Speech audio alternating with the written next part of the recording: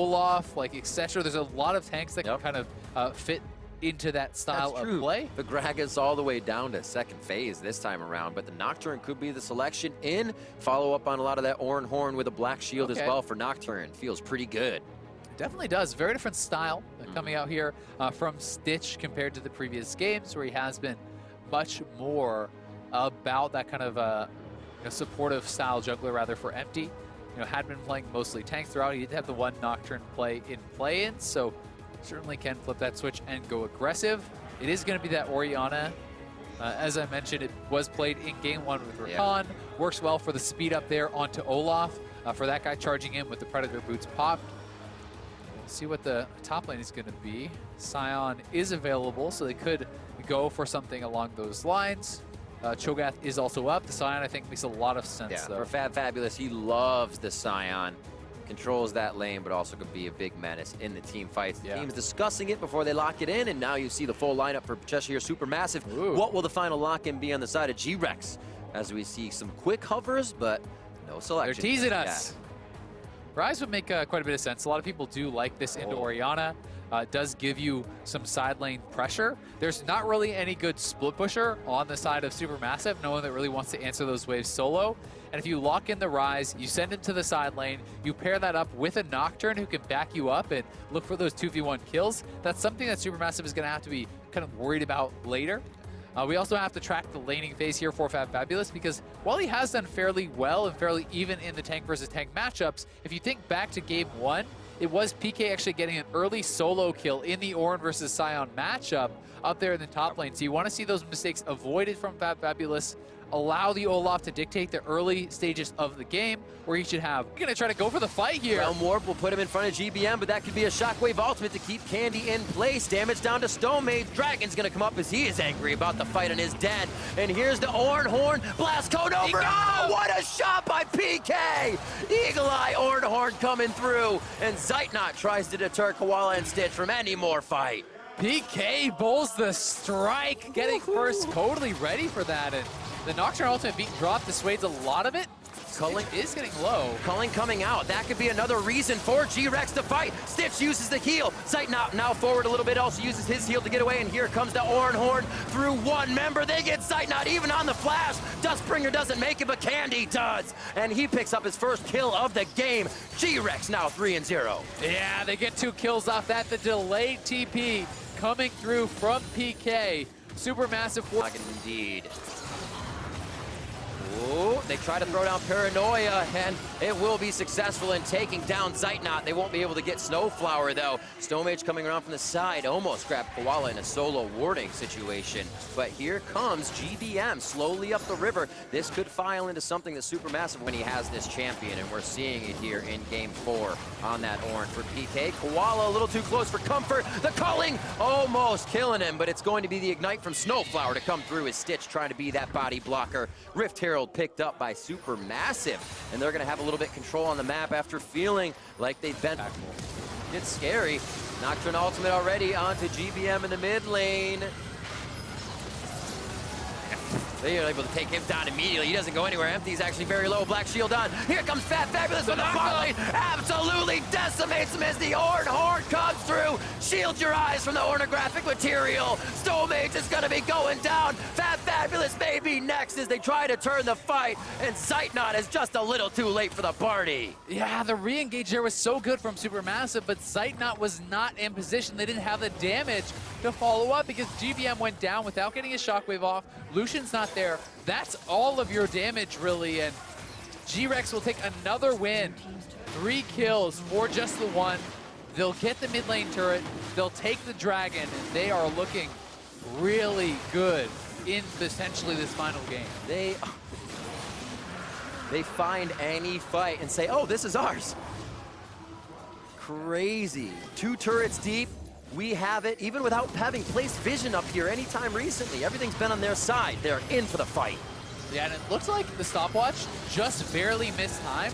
I believe he actually got stunned by the Morgana ultimate coming out of the stopwatch. So he couldn't actually get, his shockwave off. And unfortunately for him, it's a really tough timing because the Nocturne Fear was also there, so you have to kind of work in between those. And this was a great re-engage. If Lucian was there at the same time, I think they can win that. About to come off a cooldown. PK can use it. Fires up the horn and he slams down the mallet. In goes Empty and he tries to get the kill, but he can fall. Empty stays alive. They've got Stomage on the run now. As Zeitnot and Fat Fabulous try to run down mid lane, GBM's already been wiped out of the fight. There's the grab onto Stomage. Oh, he puts himself back into the frying pan and he's cooked up with a Snowflower still wants to crowd control the team. He has his quickness. He can get in and charm them up and at least deter the fight. Zeitnot trying to put damage onto PK. Gets hit by the Dark Binding. Koala is hitting true, but he's out of mana now. He can't offer too much. In there. Well, 1700 on the Baron. Fat Fabulous is low. That's going to be a smite for Empty, and they do grab Baron. The rise ult!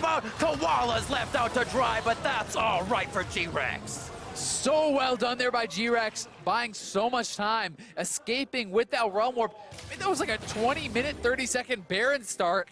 They do it in the face of Supermassive, and It took a while.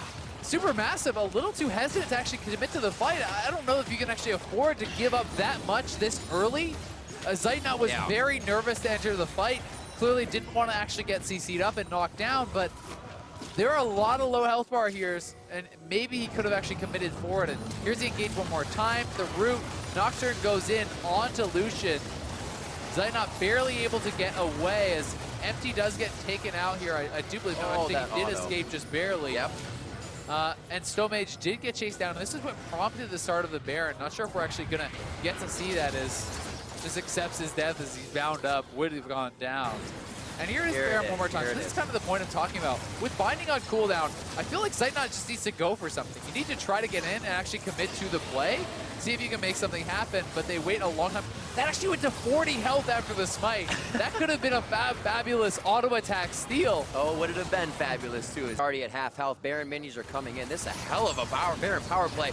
Oh my god, Fat Fabulous could go down. Use a stopwatch. It's going to be a wanted in from Snowflower, and here comes Empty for the Paranoia. Ornhorn going all the way through the fight as PK cannot get it back in for the knockup, but it's not going to deter them from going under the turret. They do get Zeitnot down immediately. Fat Fabulous doing what he can to stop the rest of the fight, but the turret is in the eyes of GRX now as PK goes forward with a double Searing Charge knockup on a GBM and Snowflower. Snowflower with the ability to go back in now on his grand. Everyone's participating, and Zeitnot is getting a little hyphy as they want to solidify some kills. They say GRX has taken too much. Airborne knocked up, knocked down is Koala as he gets a taste of his own medicine. Candy and PK from the other side now. Empty puts himself in the frying pan. No, he's going to go down to the GA. Zeitnot's on the right side of the fight. Eyes onto him as he tries to deliver in the Lucian damage. A great kill onto Empty coming in from GBM, and Stitch is looking for his targets. Not even afraid of a 2v1. Fat Fabulous falls into Scion death form, and Stitch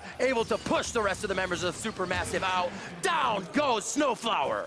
And this could do it. We'll see. They're actually not even going to try to push the base. They won't. Nope. They're just taking an inhibitor, and wow, I'm actually really surprised they're not even going to try to go straight for those inhibitors. At the very least, they will take the Infernal. They're trying to play it calm and collected, and right before that fight, Stitch bought an entire IE. He had that much gold in his bags. I didn't know we had coupons in League of Legends.